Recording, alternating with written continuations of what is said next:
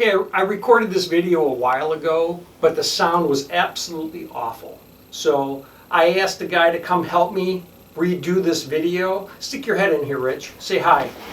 Say hi. So Rich has come to help me. He's helped me re-edit the sound on this video. I'm going to link the two together. Hey, enjoy it. The sound is so much better than it was before. Guys, subscribe. Have a good day. Find the subscribe button. I need subscribers. Go ahead.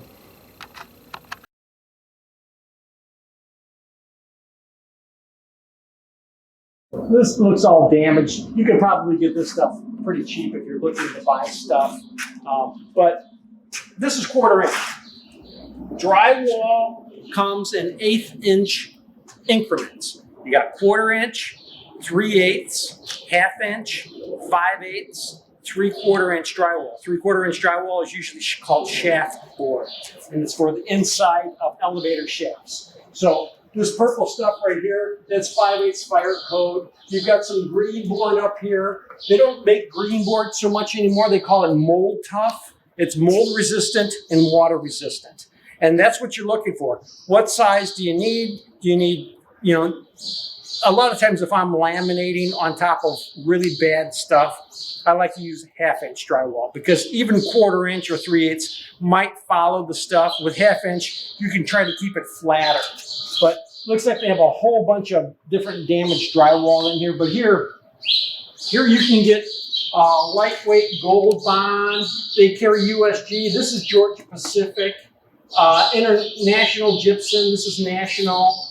So they have all different types of drywall here at all different types of prices. USG sheetrock brand is probably going to be your more expensive drywall to buy.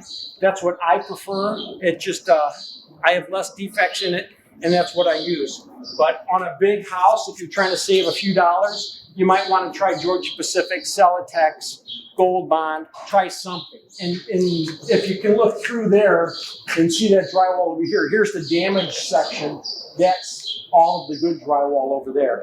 So let's go talk about some mud. So this is my element. When I get into the drywall department here, I'm in my element. It's what I do.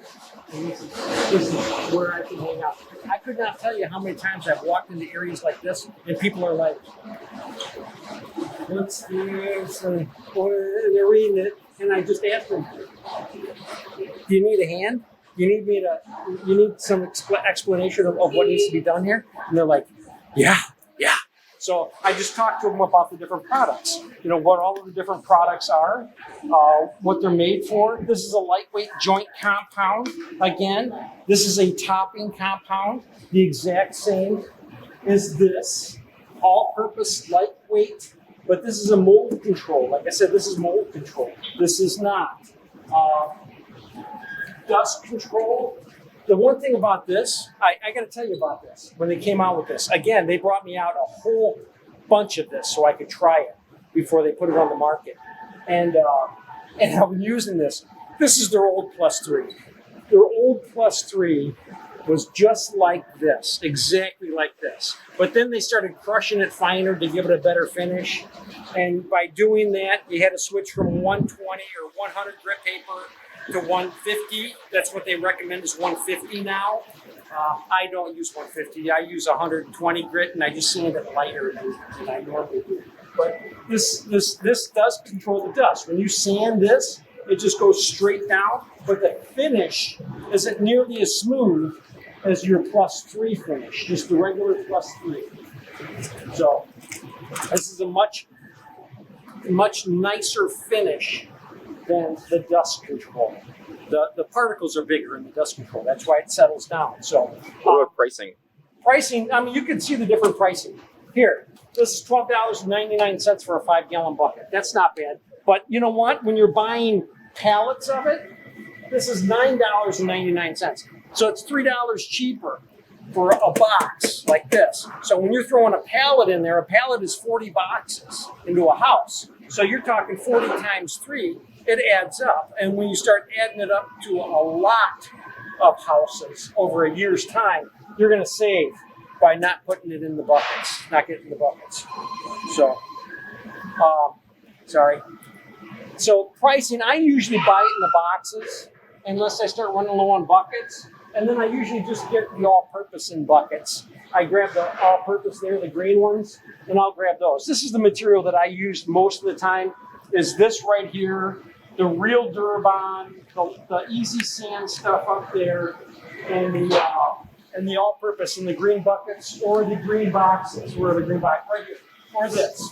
This is what I usually use. And when I start running low on buckets, then I'll grab some of these. And I'll grab a few buckets like this. So, and that's it. But there's nothing wrong with this other material. There's absolutely nothing wrong with it. It's just what I'm used to. You get used to this, you're going to want this more than you want that. It's really going to be up to the person and what they're using. So, okay, you have a great day. Hey, I want to thank you for watching. I hope it's educational. I hope you've learned something. So if you really like what you see, please subscribe.